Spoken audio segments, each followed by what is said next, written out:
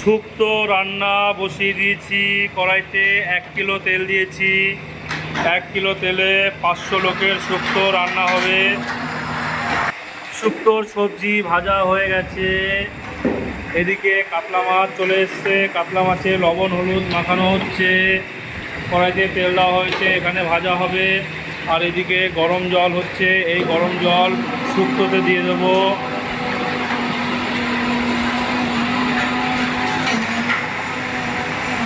এদিকে রিন্টু ভাই মশলা করছে। শুক্তোর মশলা হয়ে গেছে।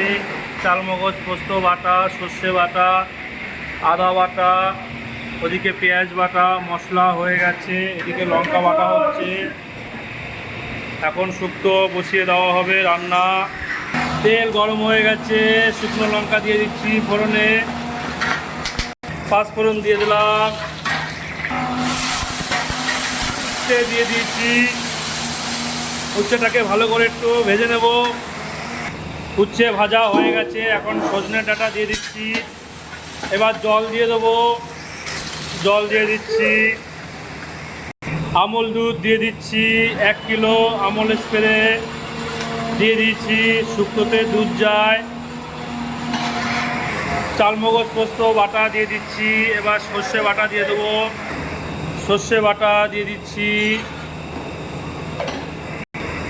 লবণ দিয়ে দিচ্ছি, চিনি দিয়ে দিচ্ছি। সব মশলা দেওয়া হয়ে গেছে। এখন ফুটে উঠলেই ভাজা করা সবজি দিয়ে দেবো।